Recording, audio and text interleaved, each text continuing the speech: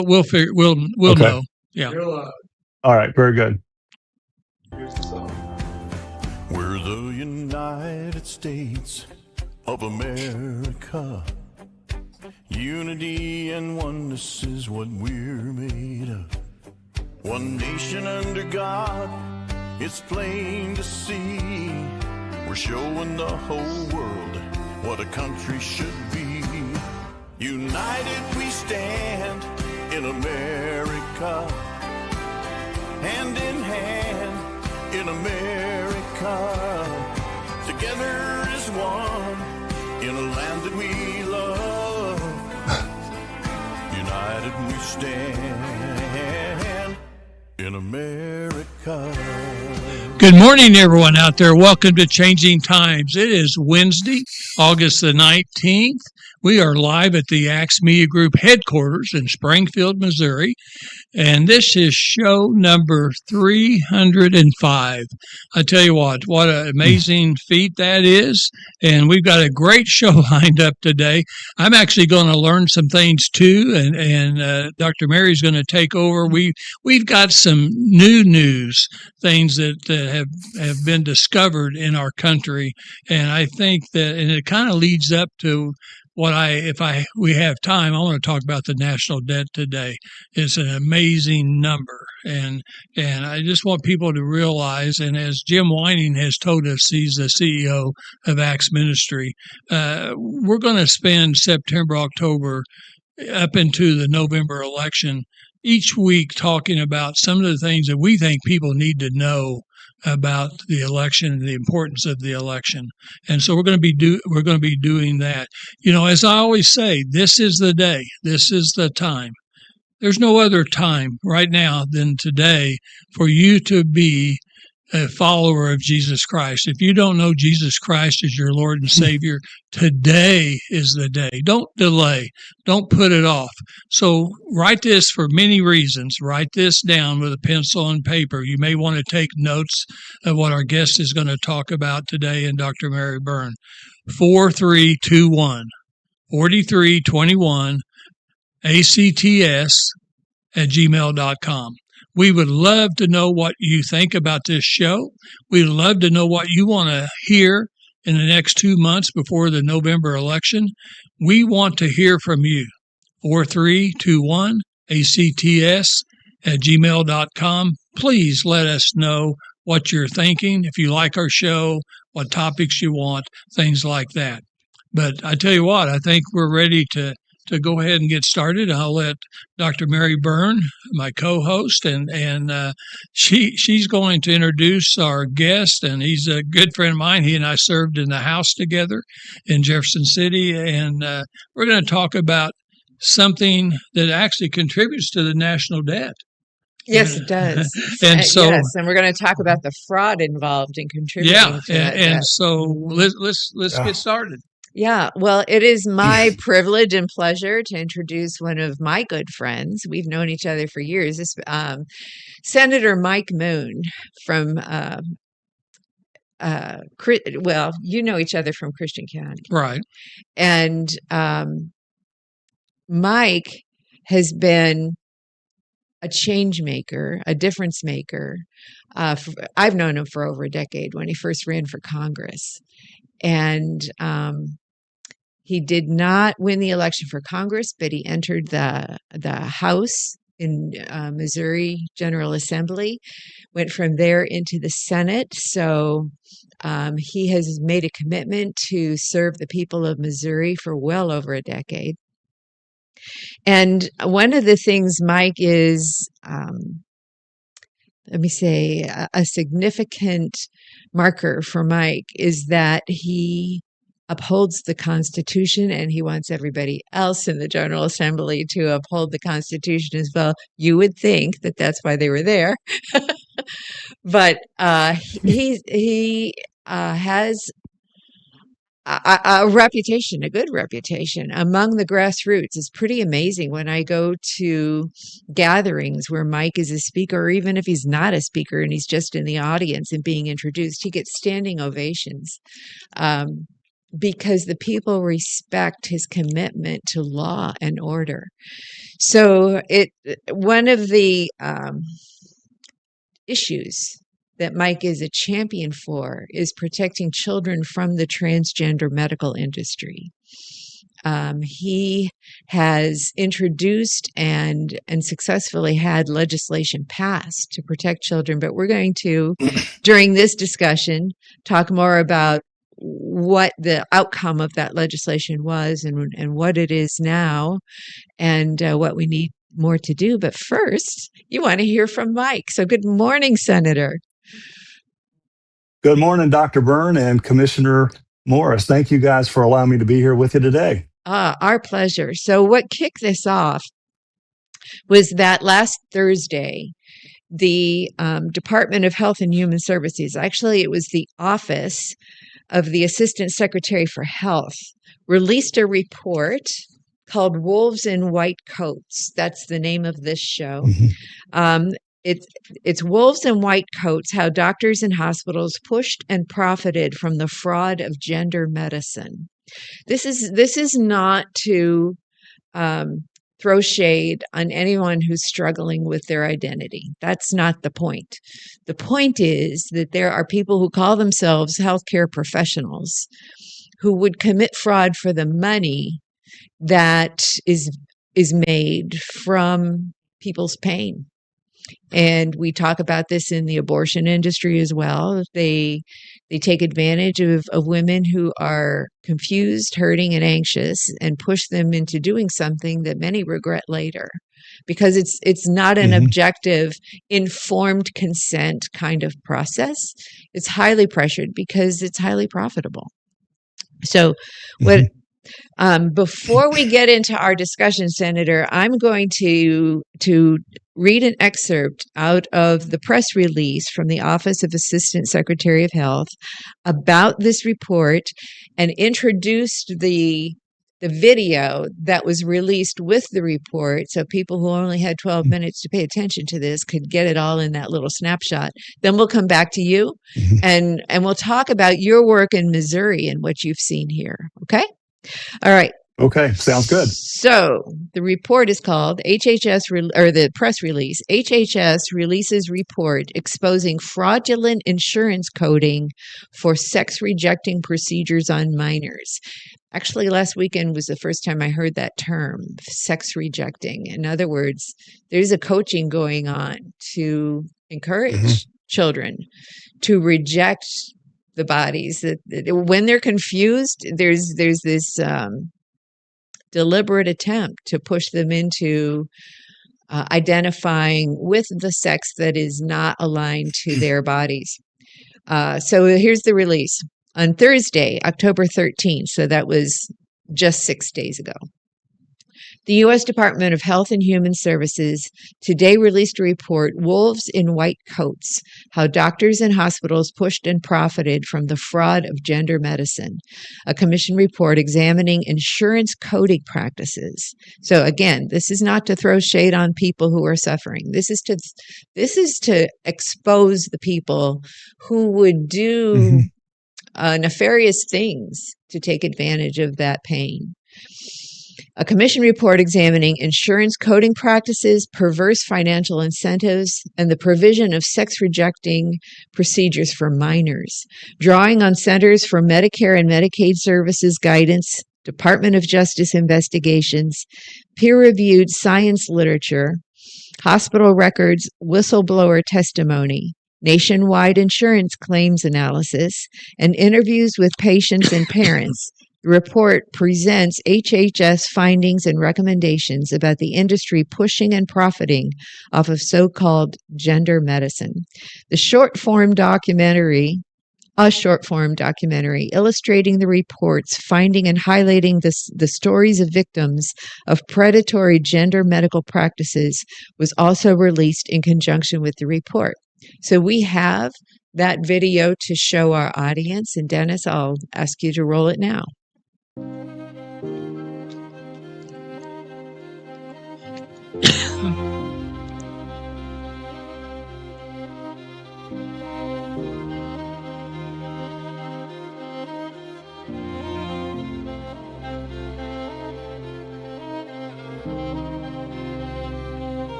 So, before we start the questions, tell me a little bit about yourself. My name's Clementine. I'm from Los Angeles. I'm currently a student at UCLA right now. I love writing. I'm 21 years old as well. What are some of the health problems that you experienced while you were on treatments and after surgery? And I know that's probably a tough question, but thank you for talking about it. Yeah, of course. Obviously, I dealt with a lot of complications from being on puberty blockers before I hit puberty. I have constant joint pain and bone density loss as well. They didn't explain to me the potential lifelong consequences. Did it feel like you were leading the process? Or did it feel like someone or someone else were leading you in the process? I started seeing a guidance counselor at my school. She started telling me, you might be suffering from gender dysphoria. Imagine you're a parent. Your child's therapist tells you your daughter is hurting, and the only way to make her well is by changing her gender. Hormone therapy, experimental surgeries, otherwise she'll hurt herself or worse. You're asked, would you rather have a living son or a dead daughter? That's what happened to Clementine Breen and her family when she was in just the 8th grade, and they're not alone. Every year, American families are misled by activists, physicians, and mental health practitioners into making the biggest mistake of their child's life. They are betrayed by children's hospitals and medical associations. These are the very institutions we should all trust. How does this happen? Through a potent combination of twisted political ideology, social pressure, and most upsetting, greed.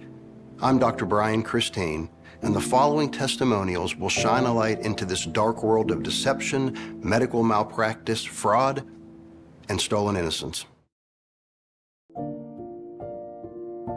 Pediatrics is the lowest paid medical specialty, and when you think about healthcare for children, very often kids need sort of a one-time treatment for an acute problem. Well, the pediatric gender clinic model promised to elevate their prestige. What sex-rejecting procedures do is they take kids who are physiologically and medically healthy and make them dependent upon the healthcare system, very often for life.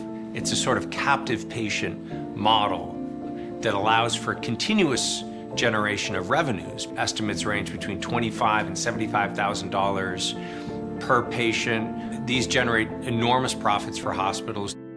So I first began to question my gender identity when I was 11 years old. At the time I was going through puberty. I hit it a lot earlier than all of the other girls in my school, and it was really difficult to deal with. September of 2017 is when I had my mastectomy. The surgery was referred to with watered down terms such as top surgery. So when I got to 17 and realized, oh, I am gonna make it, I did a lot of introspective thinking, and I was just like, this isn't how I want to live my life. It feels like I'm putting in a lot of effort to try to maintain this facade that I'm a real boy. The testosterone really damaged my liver at 14.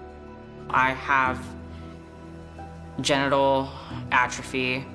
I have urinary issues. It's almost like I'm a menopausal woman. What I wasn't told was that among the complications would be nerve pain, which I deal with every day.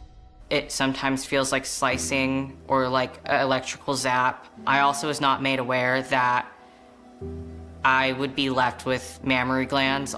So if I were to get pregnant, I would likely produce some milk, but it would be trapped with no way to get out and cause serious infection. So I was kind of blindsided by these things a bit.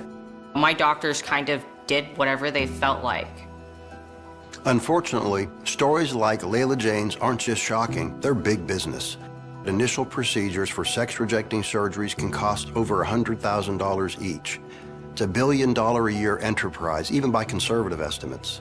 The state of Pennsylvania alone was charged $76 million by gender clinics for just puberty blockers for patients aged 18 and under. Over 4 years, they saw reimbursement for puberty blockers increase by more than 2,000%. Hospitals' flagship programs report multi-million-dollar billings. And what began as a handful of specialized clinics 15 years ago has grown to over 225 nationwide. How did this happen? Well, the answer might surprise you. I was 17 when I first was prescribed testosterone and had my first injection. I'm 23 now, and I'm about 3 months off of testosterone, and I'm still trying to pick up the pieces. If I knew about the long-term health issues that I was going to be experiencing, I would not have started the hormones in the first place. It was a lot of fatigue, brain fog, issues sleeping, issues with diet. My thyroid was just destroyed.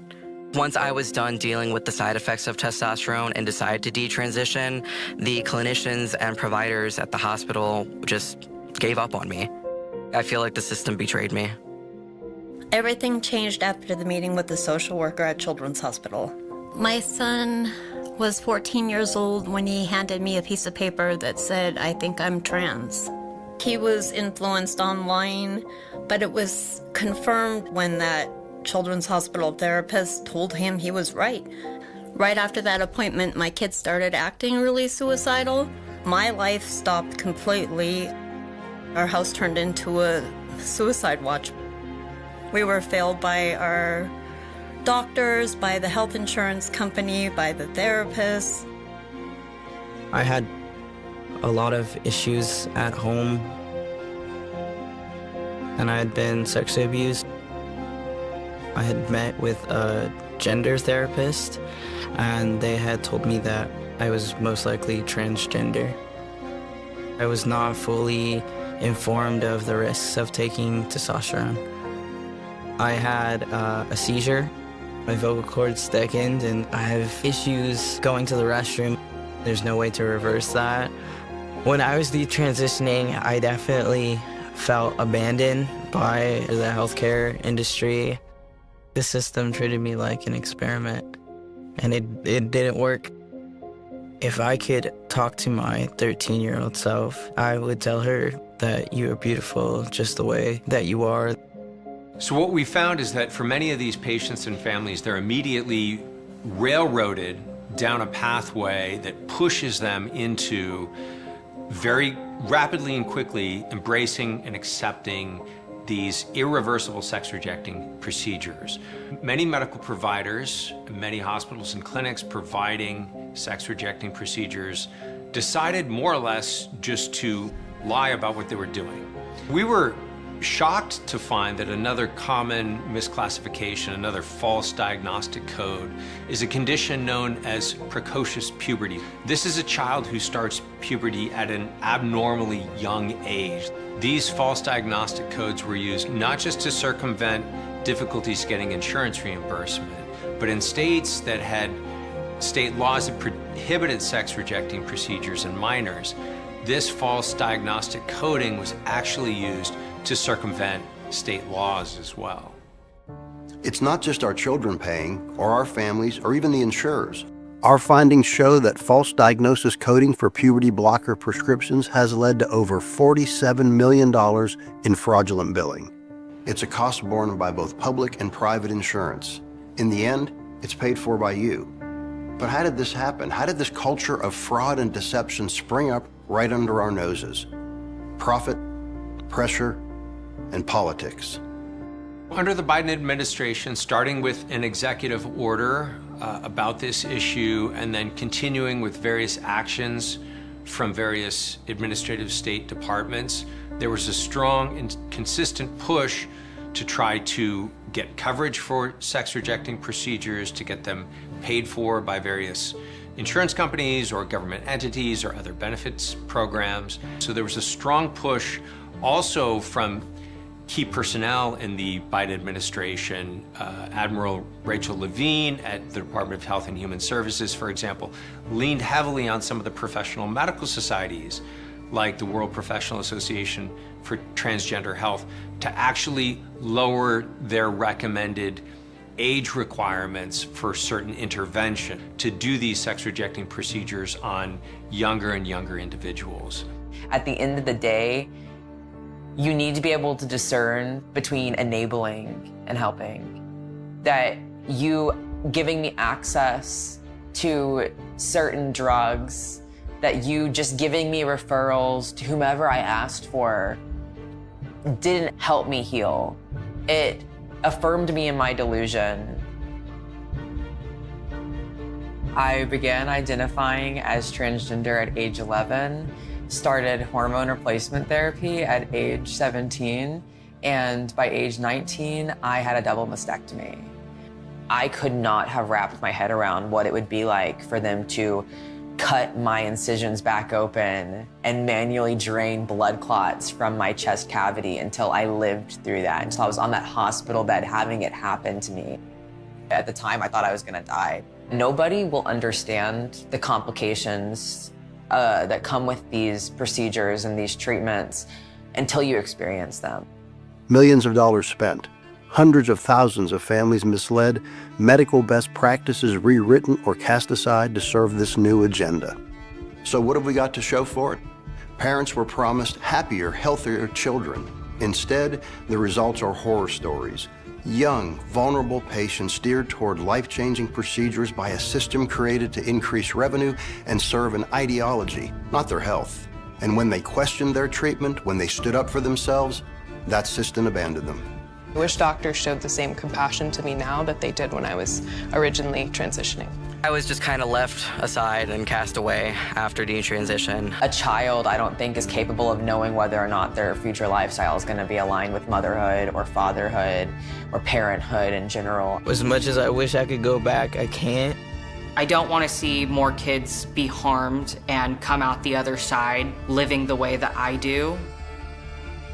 More stories like these are finally being told, and the full scope of this horrifying scandal is now on full display. But there's still more work to be done. As of this moment, very few of the bad actors responsible for harming our children have ever been held accountable. That's a job for the American government and a job for the American people. The system failed to protect our most vulnerable children. We must not fail them again. I think that our leaders should be making sure that doctors and institutions are not taking advantage of adolescents' insecurities to make money, but are actually listening to those insecurities and doing the best that they can to help them without harming them.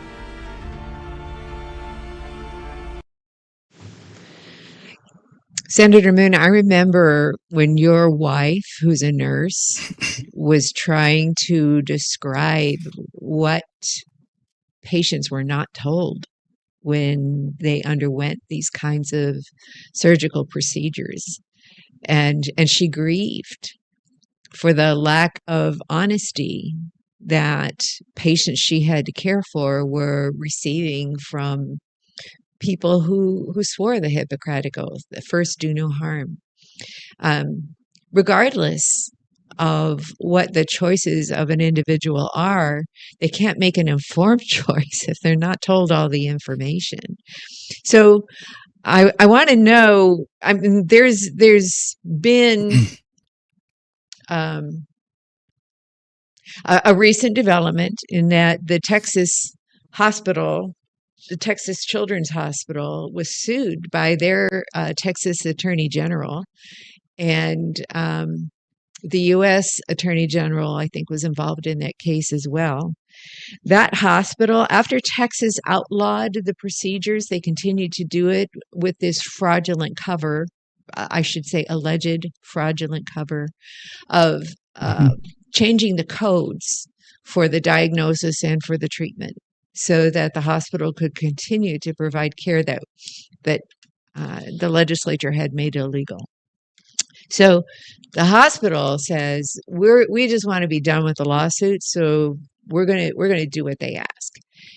They had to pay the state $10 million for violating that law, and they have to now. You heard all of the victims. I have to say they're victims of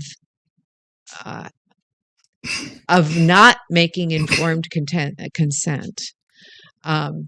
Those people who are detransitioning are now saying, we're no longer celebrated, we are marginalized by the very same healthcare industry that did these procedures. So the Texas Children's Hospital now must provide detransition services, and they have to provide it for free for the next 5 years.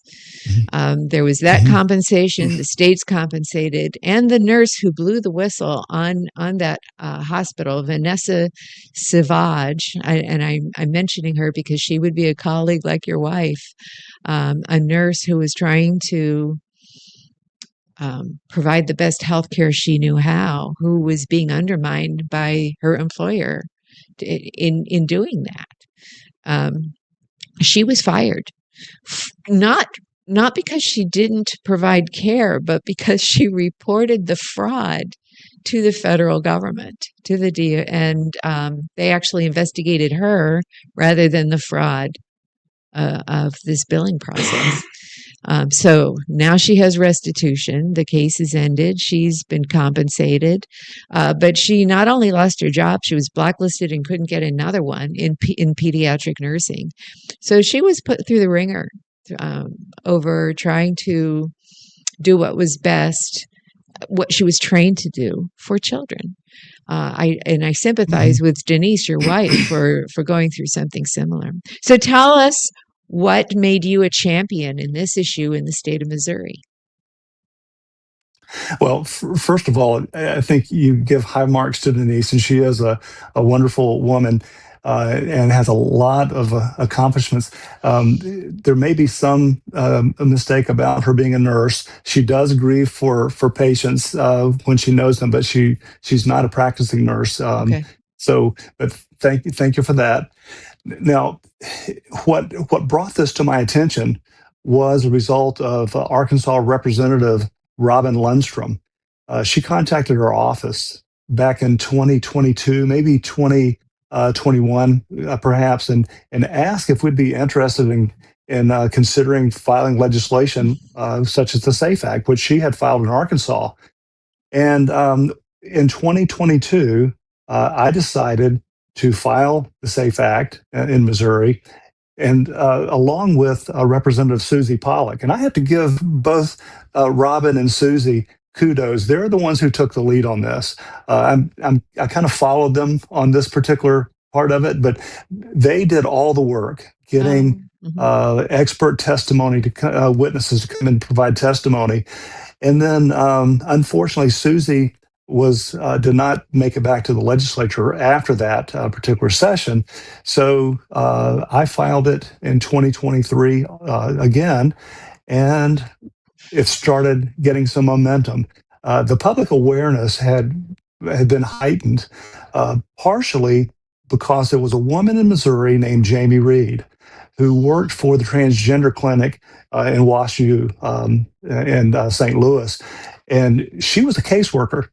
She had seen firsthand what these kids were going through and how they were being actually misled and probably even coerced. And I think their parents were involved in this too. Their parents weren't wanting to do wrong for their children, but they were looking to the medical community for help. And I recall having a conversation with Chloe Cole. She and Luca Hine came to Missouri when we had the hearing on the SAFE Act in 2023. And I remember talking to Chloe in person, and she telling me that her parents, when she told them, she thought she was a boy. She was a tomboy from early on. And at about 12, I think she told her parents, I don't think that I'm in the right body. And her parents didn't know what to do, so they went to the medical community. No surprise there. Mm-hmm. But the medical community, whether they had an agenda or not, and really right now I think they probably did, they told them that they needed to continue this thought process, encouraging Chloe in her thoughts that maybe she was a boy after all. And so as time went Jamie, on, just to be clear, Jamie identifies as gay. She's married to a woman. This was not she's about a lesbian. This was not about heterosexual people against the process. She, as a professional, said this is wrong to do to kids, especially when you're not sharing information. Yeah, go ahead. I'm sorry. Absolutely. That's a great point. But no, that's a good point to make, because Jamie did something that hopefully anyone else in her position would have done. But she saw the harm that was being done, as you rightly pointed out, and she spoke out about it. And she was targeted after that point. Now, she wasn't fired like the other individual. She actually quit because she didn't want to have any other part. But she has been a public voice talking about the harm that we're doing and wants a change. And so she was an integral part, as was Chloe and Luca Hine, in getting legislators to understand what we were doing in our own state, and it had to stop. And so that resulted in a long debate and discussion on what was Senate Bill 49, and now is in the statutes, and I think it's revised statute 191, that will protect kids from the harm of the surgeries and or the chemical changes, cross-sex hormones and puberty blockers. And unfortunately, there is, in that particular legislation, there is a sunset that will expire this August 2027. And so we need to work diligently to get that sunset repealed so that this act can stand. But so I'm proud of the legislators in Missouri, for Representative Lundstrom from Arkansas and Representative Susie Pollock from Missouri, taking the lead on this because it was an important work. And I'm glad you recognize it as well. You've been a champion in a lot of different areas, Dr. Byrne, and thank you for being cognizant of this. Well, the problem, I think, with our country is that God got kicked out of government. That separation of church and state never meant God was supposed to be kicked out of government. It meant a single individual, i.e. the King of England, could not be the head of the church and the head of the state, because that made that particular person sovereign not only over your body, but over your soul. And that's just plain wrong. So separation of church and state meant you had to separate the leadership so that you could actually have objective conflict between the two. But the government could never tell the church what to do. The church would have a position to speak into the government. If you have the same sovereign being head of church and state, there's no talking to the man. He knows everything because he's right there next to God. The founders knew that was wrong. They knew that was wrong. And in fact, England would not allow Bibles to come into this country except that they were printed in England. And the first thing Congress did when we became independent was say, we're going to print our own Bibles. Because Congress did it. That's what's so amazing. And they did it. And the founders also recognized that had to be a textbook. If we were going to preserve this republic, that had to be a textbook in the public education classrooms of this country.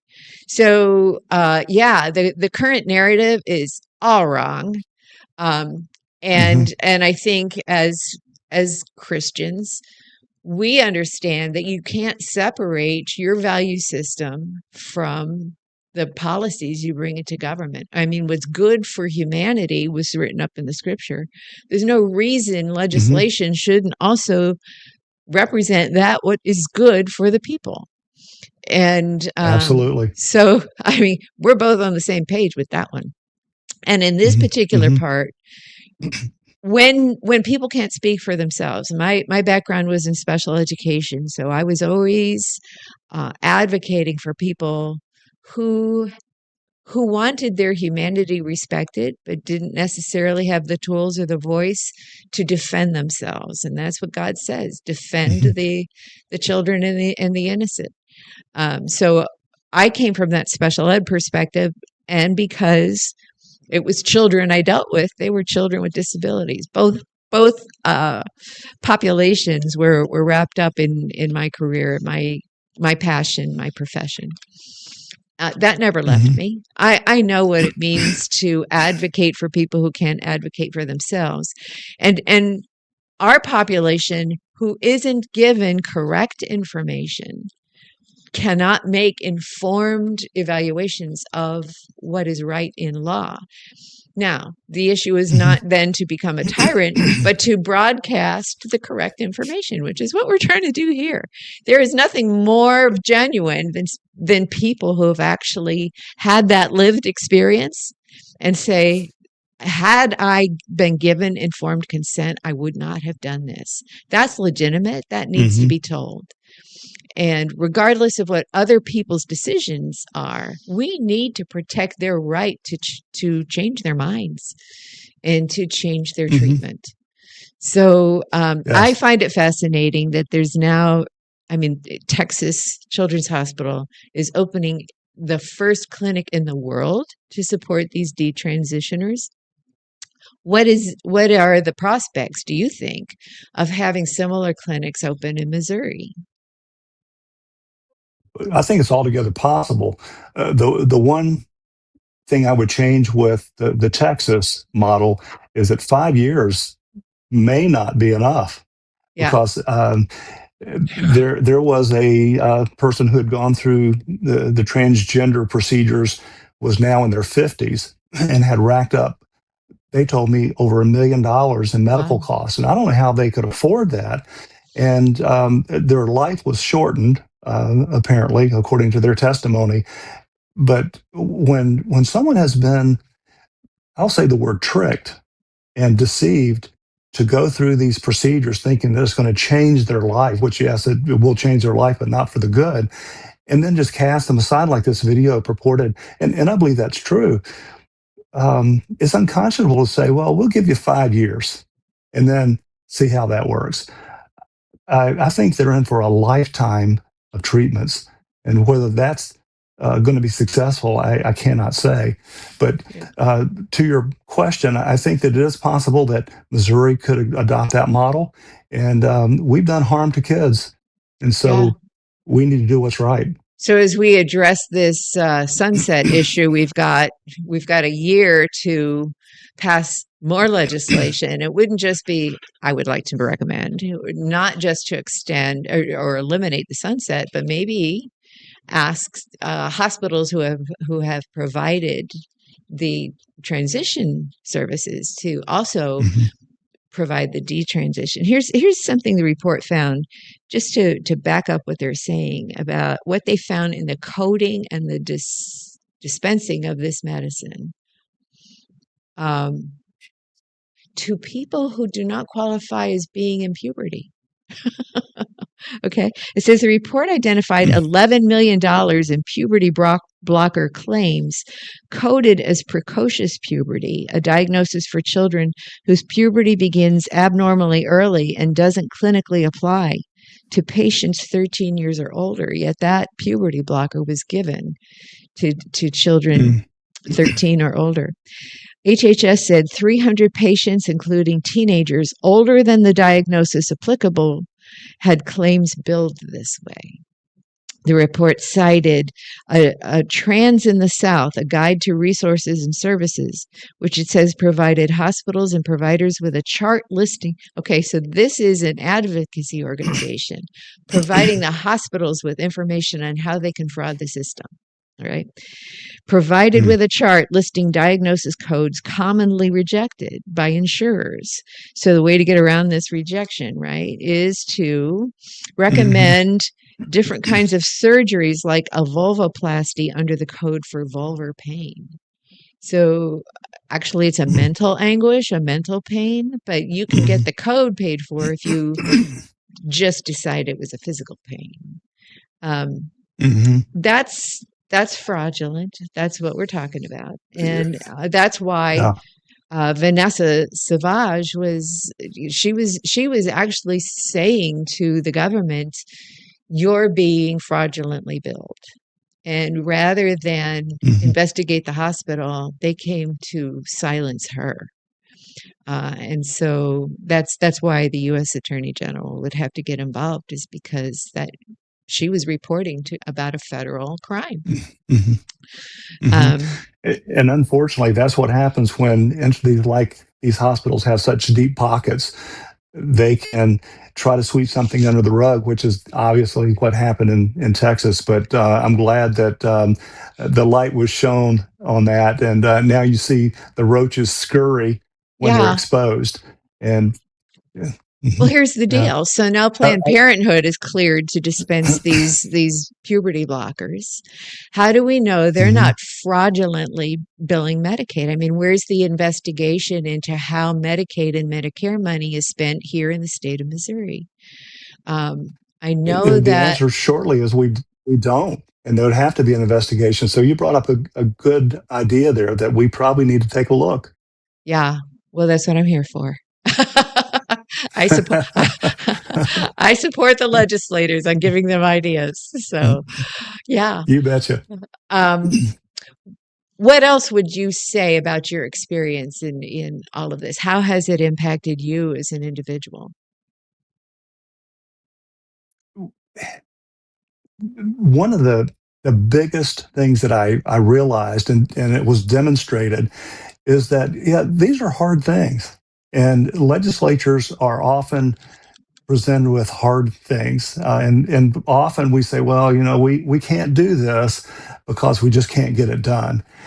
And my comment on this issue back in 2023 was, and it's the same as other hard issues that we're dealing with in the Missouri General Assembly, is that, look, we have campaigned on similar things.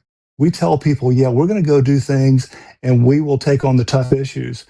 When it comes down to it, though, we try to hide from it, and we'll convince leadership to say, you know what, if there's any way, let's don't do that this session. But my comment to leaders was, look, if we put this to a vote, which Republican will vote against it? And the answer was none of them. Mm-hmm. Now, they might not show up to the chamber when the vote's cast, but if they're in the chamber, they're going to vote in the positive. And I think you'll find that that was true in the SAFE Act. And there's other bills that we've had that the same thing is true. So if you're a listener, especially in Missouri, whatever state you might be in, and your representative or your senator says, we just can't get the hard stuff done, pressure them to do the hard stuff, because that's why you elected them to do it. That's exactly And if right. they say, well, leadership won't, if leadership won't do it, then you need to change the leaders. And we could have a long discussion on the ultimate power that leaders in both the House and the Senate and legislatures across the nation have. And that's a big problem. We need to change the rules and divest themselves of the power that we have actually ultimately given them. I have to agree with that. My concept, and I'm not a warmonger, that's not it. But the reality is that the Senate floor is a battlefield. All right. And the rules of the rules of engagement are about the process of debate, but you do not back down from the debate. The tools of warfare you have are correct information, verifiable. And I hate the word evidence-based anymore. Because evidence-based just means somebody has an opinion and that's good enough evidence. That's this medical evidence that they're talking about was actually the opinion of the group. Is it called WARP? It's the World. Yes. Do you remember the name of that group? I don't remember the name of that acronym, but you are right. Yeah, you're correct. So it was a group of medical professionals who had an opinion about this and wrote it up in a report, and that's called evidence, rather than the data and the testimonies of people with lived experience. So that's the kind of thing that on a debate floor you have to expose and say, so you're telling me this is evidence-based. What's the criteria for that? The rules of engagement on the battlefield, that is the Senate or the House floor, is to call people out on the validity of their statements. And a lot of people will say things out of compassion or sympathy, but they may be wrong-headed. And that's exactly what this particular debate is about. Unless you're talking to the people who lived it, you don't have the evidence, That's right. Yeah. And that's why I was so glad that Chloe Cole and Luca Hine made the effort to join us in that, because you heard from two young ladies who had gone through that, and they were changed forever and not for the good. Yeah. And I think they opened a lot of eyes. Yeah, I've seen Chloe. She's very brave. She's very public now, and she's made this her mission. Is Yes. to stand up basically against a profitable medical industry. And this is not just the hospitals. This is the pharmaceutical companies. And where are most of the pharmaceuticals made, Senator? In China. Well, yes, not in our countries for sure. And that's a good segue, Dr. Byrne, that we talked about the sunset. And I want to make sure that our listeners understand that the entire SAFE Act is not sunsetted. It's only the puberty blockers and the cross-sex hormones that would be opened up again for distribution for dispensation through pharmacies, and also the doctors can prescribe them. So not the entire bill. And we've waited way too long. I thought we could get this sunset repealed the first year, but I was mistaken. That's been used to leverage other ideologies and projects, and it's about time that we got serious on this and repeal that this year, or this coming session. Now that you have this federal report, you have data. It could be very timely. Good ammunition. That's right. You betcha. Yeah, yeah, wonderful. That's right. Well, thanks so much for joining us, and we'll look forward to hearing more about what you're able to do this year to protect the children. Well, you're welcome, and continue sending those good ideas to us. Sure Grateful will. to you. Yeah, I got your number. All right. And thank you, Commissioner Morris, for allowing me to be here with you as well. Hey, you're welcome. I'm going to just say one thing, that we got to talk about our sponsors. I know you got another meeting to go to, but I just want the listeners to know every year before you start the first day of session up in Jefferson City, you have a caucus meeting, and Senator Moon, every year that I remember, had some changes that he wanted to make in our rules. Every year you decide how the rules are going to be followed this year by the speaker and by the group. And he had some great ideas. But just like you guys were talking about, I don't think we ever got one of your ideas passed, even though they would have made our session better. They didn't get passed because leadership got them voted down. So thank you for everything that you do. I just want people to know it's a tough world in politics, and things don't always work out the way, but I do appreciate you and all the things that we've done together. And Susie Pollock, a nurse over in the Lebanon, Missouri area, a true friend of mine and healthcare associate, and she and I worked on several healthcare bills and got some of them passed up in Jefferson City. So you have a great day. Thanks for being on our show. Thank you. Thank you. Thanks to you both. All right. Okay. So we've got our sponsors. We need to talk about them. The first one is Brad Pistow, Certified Fiduciary Financial Planner, located in Ozark, Missouri. His phone number, that's why you need a pencil and paper, 417-581-9222, 417-581-9222. He's registered in 18 states. He is also known all over the country as he goes around and speaks at various groups throughout the country. He has 2 books, best-selling books on financial management, retirement planning, and those are Safe Money Matters and Bulletproof. You can call that number I just gave you. I hope you wrote it down, or you can watch this show after anytime that you want to, and you can pick up that number. But they will send you a book. They will send you information. They do not charge for information, and you need to think about retirement planning. People today need to start a lot earlier than they used to. A lot of people have waited too long. And with inflation and everything that's going on in this country, in this world, you need to have some type of plan for retirement planning.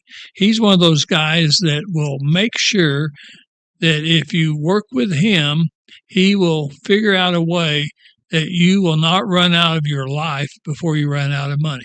I use him. Many of my family members, many of my business associates, many friends that I have use him. And not only does he help you plan for retirement, he also helps you invest. They have an investment arm. They have a Medicare arm. They have all kinds of different types of things to help you. So I hope you guys will call him up and talk to him, because he doesn't charge and he will help you. Okay. The second sponsor is Springfield Nissan, Springfield Kia, and they are located in Springfield, Missouri. And again, you're going to say, well, there's 50 states and I don't live anywhere near Springfield, Missouri. Well, they do sell cars in from people from 8 different states. It's not all 50, but for the people around Missouri area, a lot of people buy cars. They are the, the longest family-owned car dealership in Springfield, Missouri. They've been in business over 45 years now, and they specialize in Nissans and Kias. And so I bought a Kia last September, Sorrento, and you bought a car in April. January, a Nissan Rogue. Okay. In February? Yeah, by April, I was putting it in for service because I drive so much. Yeah, well, you're driving back and forth to Jeff City just like That's I right. used to do, and there's a lot of driving back and forth every week, and so appreciate what you're doing. I know you just got back from Jefferson City yesterday. I just got back from Lake of the Ozarks for a 3-day conference last week. So we do have to drive and go to different meetings and things like that. Yeah, summer is when we prepare for the battlefield. Don't we? I know. But the phone number for Springfield Nissan, Springfield Kia is 417-882-3838. 417-882-3838. We will make sure that if you call that number, Susan will answer the phone and she'll make sure that she gets you guys to the right person. They've got a lot of specials. I think Aaron Swanson, the general manager, may be on next week very quickly, and they've got specials. That's when I bought my car on Labor Day last year. They always run specials in August and September, trying to clear out this year's car models for next year, getting ready for next year. So can get some really good specials. He'll tell you about all those. And next week we'll be back on again. And please, we would love to know what you thought about the show. I thought it was very interesting, very informative. That's why, this is part. I was just researching, and right now we're almost at $40 trillion. We're paying $2.8 billion a day in interest. Interest every day, $2.8 billion. We're almost at $40 trillion. That's and that's not ours. That's the next generation. Yeah, we're leaving this to the next generation. The last year that the United States had a balanced budget and actually had a surplus was 2001, President Clinton, and we had $182 billion surplus. Okay? So look at all the people. That's one of the things we're going to talk about is who we need to vote for and why we should be paying attention to the November election. But this is just one of the things. Don't forget, that was the tech era. Well, I know that. Okay, so it wasn't Clinton. It was the economy around him. Well, it was, but he happened to be the president. And so I want to say somebody's going to ask who's the president during that time, and it was President Clinton. But anyway, hey, have a great weekend and the rest of the week, and we'll be back next Wednesday. Thank you very much.